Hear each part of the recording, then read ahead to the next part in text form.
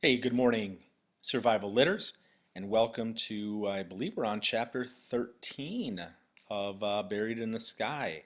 So this is just going to be a short video to go over chapter 13. We'll get to that in a second. Real quick, I just want to go over uh, the May distance learning here, our last couple weeks. We don't have a whole lot of time left, which of course is a good thing. Let's blow that up a little bit. And okay, so here we are, May 13th. Oh, wow. I couldn't have planned that any better. We're reading chapter 13 on May 13th. Look at that. So you have chapter 13. You have through Friday to get that done. I believe this is a short chapter. It's 11 pages. All right. So read the chapter, do the text and guided reading questions. That's due on Friday. We're looking at wrapping up the book on the 26th after Memorial Weekend. Now I have this A to Z final here on these days, but you guys are turning in your iPads on June 1 and 2. All right, so I'm kind of looking at these 3 days of you might have some sort of YouTube video assignment. I don't know exactly what, but you're just going to have a very short, very small kind of assignment to do over these 3 days. We're not going to do this final project, final assignment, okay? That's my point, I guess. So you won't have to worry about that. We'll make adjustments accordingly, okay? But I'll have more information on that coming up later. All right, so let's go back to the main board here, and let's go and let's talk about chapter 13. All right, so here's chapter 13 notes. Let's get into that and talk about what you can expect in this chapter. So this chapter is called Buried in the Sky. And this chapter really it details a lot of the tragedy and whatnot that happens on K2. All right, so the first section talks about Marco and Jared. Now the last chapter, chapter 12, dealt with Wilco and really kind of his survival and getting down the mountain. This first part of this section 1 talks about Marco and Jared. Again, they bivouacked. They spent the night in the death zone up above. But they start climbing down K2. They encounter 3 climbers tangled up in rope. This is Jumik and 2 of the Korean climbers. All right. Jer climbs up the mountain while Marco descends. They try to help the climbers, but Marco can only do so much, and so he starts descending. Okay, but Jer starts going up the mountain, and he's like, Marco's like, what are you doing? Okay. Jer is attempting a rescue, and at the end of this section, Jer is hit by falling ice and falls. He is killed. Okay. Section 2 goes into great detail about the mountain rescue that Jer is attempting. Jer has actually gone through training for mountain rescue in Alaska.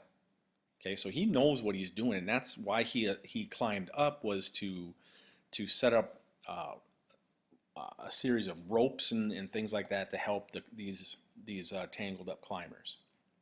Mountain rescues are very slow and very technical affairs, and talks about that kind of stuff. This section discusses how Jer attempted to rescue the 3 tangled climbers. So they don't know for sure. We don't know for sure what he did. It's just, this is kind of speculated.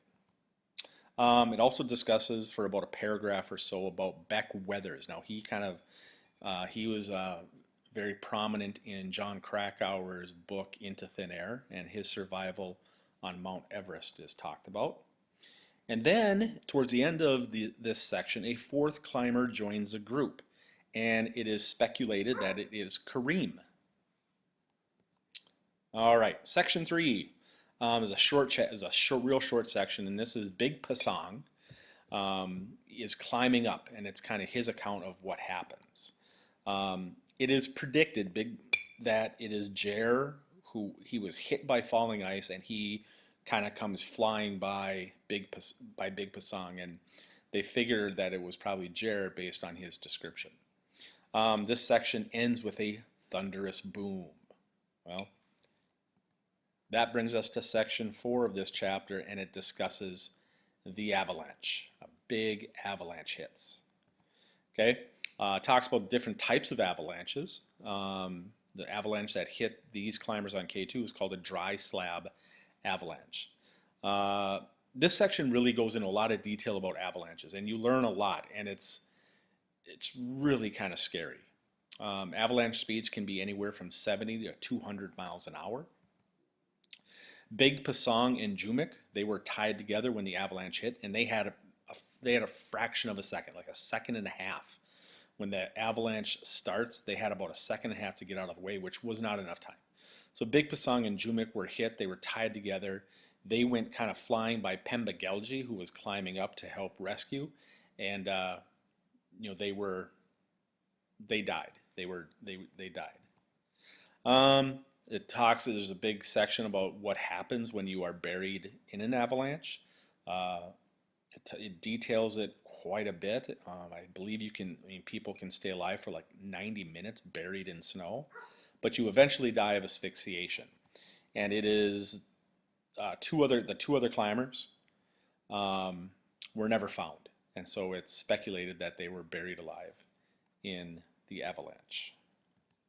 All right, section 5 is the last section of this chapter, and it's a short section. Tersing was able to get out of the way of the avalanche, and he was holding on to like a rock as the avalanche roared by. He called out, when it was all said and done, he calls out for Big Pasong and Jumik, who he's related to, our family members. He's unaware that they got swept away and are dead. He says in there, again, it makes reference again to the goddess. The mountain goddess had hidden them well. And then this section ends with him distraught, upset, and he just is kind of really beside himself that he didn't think that he was going to lose members of his family on K2. So that's kind of what to expect for chapter 13. All right, survival litters, that's all I have for you. Once again, chapter 13 is due on Friday. You don't have anything over the weekend. Go enjoy yourself. It's supposed to be beautiful this weekend. Get out on a lake, go fishing, get outside and go do something. But take advantage of it. And really, with what do we have? After this week, we have 2 weeks left. So let's keep in mind, let's finish strong. All right? Finish strong. Do what you got to do. Okay? Do what you have to do to end out the school year. Okay? So anyway, if you guys have questions, if you have any issues with any of the technology, any of the assignments, email me, let me know, and I will help you out. And as I've said many times before, take care of yourself, take care of your friends, and take care of your family. All right, have a good rest of the week and a great weekend. Talk to you later.